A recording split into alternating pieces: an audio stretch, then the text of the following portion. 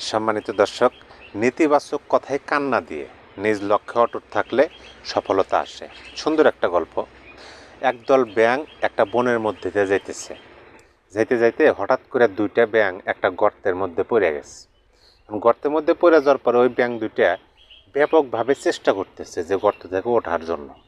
তারা আপনার এই সমতল জায়গাটাকে অতিক্রম করে খাড়া যে অংশটুকু গর্তের ওই জায়গায় এসে বারবার নিচের দিকে পড়তেছে, আবার আসতেছে, আবার চেষ্টা করতেছে, আবার নিচের দিকে পড়তেছে। মোটামুটি তারা সকলভাবে সর্বোচ্চ দিয়ে চেষ্টা করতেছে গর্ত থেকে ওঠার জন্য।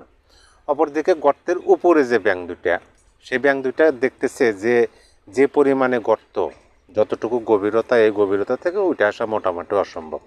না করে তারা সবাই মিলে চিল্লা ওই নিচের ব্যাঙ দুইটার উদ্দেশ্যে বলতেছে যে এই গর্তে তোমরা যে গর্তে পড়ছাও, এই গর্তের যে গভীরতা, এই গভীরতা অনুযায়ী এখান থেকে উঠে আসা মোটামুটি অসম্ভব। মানে এমনভাবে বলতেছে যে যত চেষ্টা তকবির করো কোনো কাজ হইব না, গর্তে পড়ছাও, গর্তের মধ্যে তোমার জীবন দেওয়া লাগবো, মৃত্যুকে বরণ করে নাও, কষ্ট লাঘব করো, অতএব চেষ্টা মেষ্টা করে কাজ হবে না। মানে এরকমভাবে বলতেছে। এই কথা শুনে ওই দুইটা ব্যাঙের মধ্যে একটা ব্যাঙ ভাবতেছে যে না, কথাটা সত্য। যে পরিমাণে গর্ত, এই গর্ত থেকে ওঠা আমি অনেকবার তো চেষ্টা করলাম, আসলে সম্ভব না, মৃত্যু বরণ করে নেই, এখানে আমার মানে এমনি বৃথা পরিশ্রম কষ্ট করে লাভ কি। এই বুঝে সে আরও নিচের দিকে গেল এবং গিয়ে সে মানে প্রাণ হারাইল। কিন্তু অপর ব্যাঙটা, আর একটা ব্যাঙ, সে কোনো কথায় মানে এই যে তারা উপর থেকে মানে বলতেছে যে গর্তের গভীরতা অনুযায়ী তোমরা উঠতে পারবে না, হ্যাঁ, ও জীবন দিছে, তুমিও জীবন উৎসর্গ করো, কষ্ট লাঘব করো, চেষ্টা করে লাভ হবে না, এগুলা তার উপর থেকে বলতেছে। ওই আর একটা ব্যাঙ যেটা আছে জীবিত, সে আরও চেষ্টা করতেছে। সে ওই সমতল জায়গা অতিক্রম করে খাড়া অংশে যে একটু কৌশল অবলম্বন করতেছে, একটু অন্যভাবে লাফাইতেছে, অন্যভাবে ওঠার চেষ্টা করতেছে। মানে নানানভাবে নানান কৌশলে যে চেষ্টা মেষ্টা করে অবশেষে ওই ব্যাঙটা গর্তের উপরে উঠছে। গর্তের উপরে ওঠার পরে তো ওই ব্যাঙ তো ব্যাপক খুশি।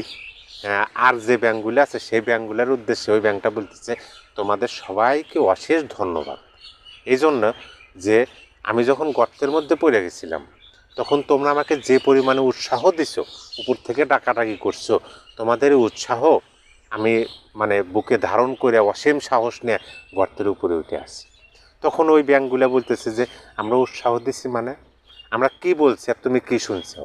বলে তোমরা কি বলছো ওটা আমি শুনি নাই, কারণ আমি কানে শুনি নাই, আমি হচ্ছে ঠসা।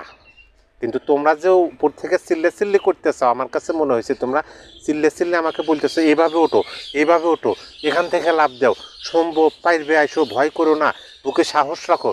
আমি মনে করছি তোমরা এইভাবে চিল্লে বলতে চাও এবং সেই সাহসে আমি উপরে উঠে আসছি। এই যে গল্পটা, এই গল্পটা কিন্তু এই জিনিসটাই আমাদের শিক্ষা দেয় যে আশেপাশের মানুষ যারা আছে তারা যদি একটু সহযোগিতার হাত বাড়িয়ে দেয়, সেটা অর্থর হোক, সময়ের হোক, অথবা কথার হোক, কথার সহযোগিতা যে সবচেয়ে, বুদ্ধির সহযোগিতা সবচেয়ে ভালো, মানে বেশি কাজে দেয়। আশেপাশের মানুষ যদি একটু সহযোগিতার হাত বাড়িয়ে দেয় তাহলে কিন্তু পথ যতই কঠিন হোক, কতই দুর্গম হোক, সেই পথ কিন্তু সহজ হয়ে যায়, সেই পথ অতিক্রম করা সহজ হয়ে যায়। 1 নাম্বার।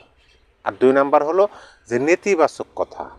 যখন একটা কাজের সফলতার জন্য দৌড়ানো হয়, পরিশ্রম করা হয়, তখন নেতিবাচক কথা আসবে, সেগুলো কানে না নিয়ে যদি নিজ লক্ষ্য, যেমন ওই ব্যাঙটা যদি শুনতে পাইতো অপর ব্যাঙের মতো, যে ব্যাঙটা নিজে মানে ওই কথা মতো, ওই উপরে থাকা ব্যাঙের দলের কথা মতো যে আরও নিচের দিকে গেল, নিচের দিকে গিয়ে যে নিজের প্রাণ বিসর্জন দিল, অপর ব্যাঙটা যে উপর দিকে উঠলো, ওইটা সফল হলো, অপর ব্যাঙটা যদি কানে শুনে যদি ওই ব্যাঙটার মতো তাদের কথায় আমলে নিত, তাহলে কিন্তু এই সফলতা পাইতো না।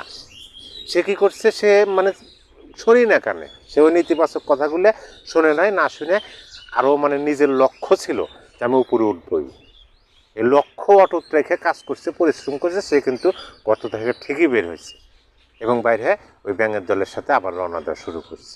এটাই কিন্তু এই গল্পটার মূল বিষয়। আপনার কেমন লাগলো? যে নেতিবাচক কথা কানে নেওয়ার দরকার নেই। আপনি যখন কাজ শুরু করবেন, আপনার আশেপাশের মানুষ, আপনজন মানুষ বা দূরের মানুষ নেতিবাচক কথা বলবে, এই কান্দা ঢুকে এই কান্দা বের করে, কিন্তু নিজের লক্ষ্য, সেই লক্ষ্যটাকে ঠিক রেখে কাজ করে গেলে পরে সফলতা আসবে ইনশাআল্লাহ। সবাই ভালো থাকবেন, সুস্থ থাকবেন।